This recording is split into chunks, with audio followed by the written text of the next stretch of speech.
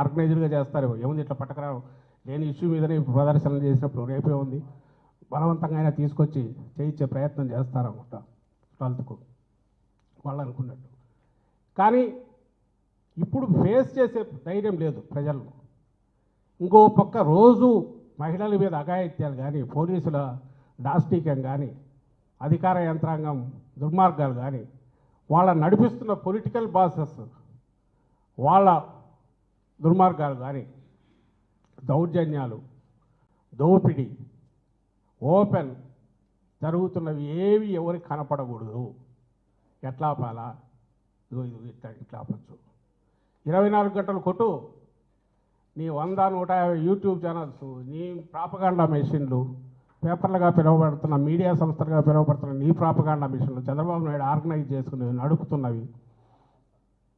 పెద్ద గొంతు చిటిక వేయకముందే రాష్ట్రమంతా ఒకేసారి లేచి ఒకే టోన్తో మాట్లాడగలిగిన సత్తా ఉన్న నువ్వు పెంచి పోషించిన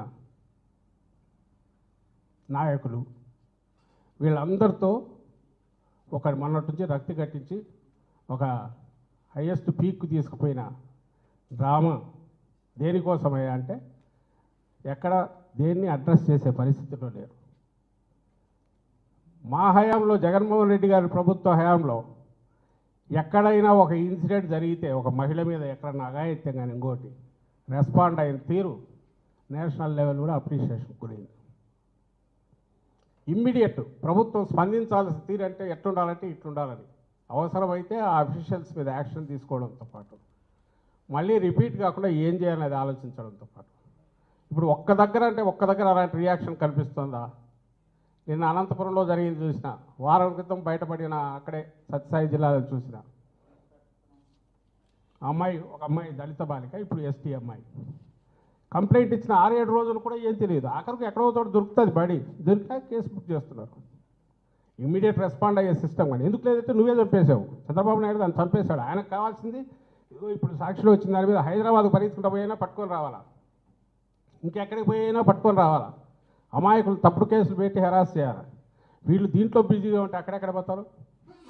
ఆ తెనాల్లో రోడ్డు మీద కూర్చోబెట్టి కొట్టాలా, లేకుంటే వాడు డిఎస్పీ అయినట్టు పంచాయతీ చేయాలా, కమ్మోడికి పుట్టావా లేదా అని తిట్టాలా. ఈ పనులు చేసేవాడికి ఆ తీరిక ఎక్కడ ఉంటుంది పోలీసులకు? ఈయనే పెంచి పోషించి ఇట్లా తయారు చేసిన యంత్రాంగం ఇప్పుడు ఉంటుంది. సో దీన్ని కవర్ చేసుకోవాలి. లేకపోతే మహిళల గురించి మీరు అడగడమే చంద్రబాబు నాయుడు గారు.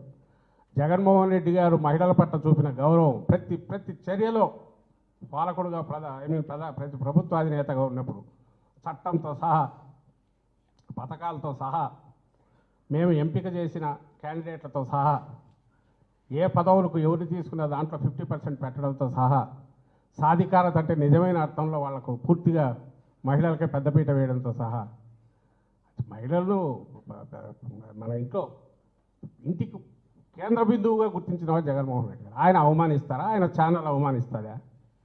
మీ కడుపు మంటంతా ఒక తప్పుడు దీని మీద చేసుకొని మీ అక్కసంతా అసహ్యకరమైన రీతిలో ఫోటోలు తెచ్చి బయట వేసి చెప్పులతో కొట్టడాలు, అసలు దాన్ని ఏమంటాం పిశాచాలు కూడా ఇట్లా చేయము, రాక్షసుడు అనలేము.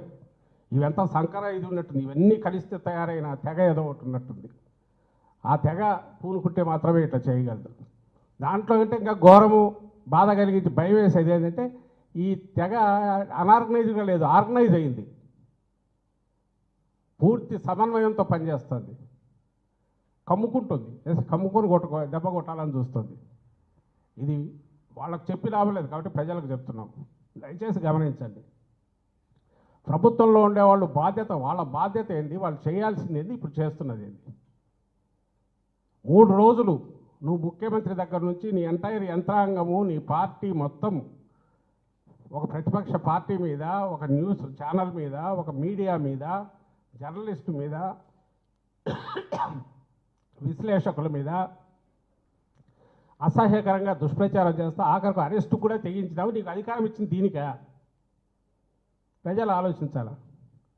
ఇంతకంటే దుర్వినియోగమే ఉంటుంది. దుర్వినియోగానికి పరాకాష్ట ఏముంటుంది?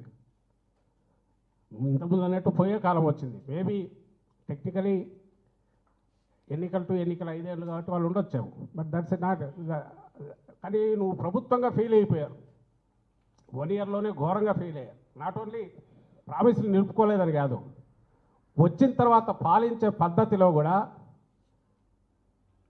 అరాచకమే ఉంది తప్ప పాలించాలనే తపన కానీ, సమర్థమైన పాలన అటు చేసి ఆ తపన కానీ, అసలు అవసరం పాలకులుగా మంచి పేరు తెచ్చుకోవాల్సిన అవసరం ఉందని కానీ వాళ్ళు భావించట్లా. సో మా థియరీ వాళ్ళ సిద్ధాంతం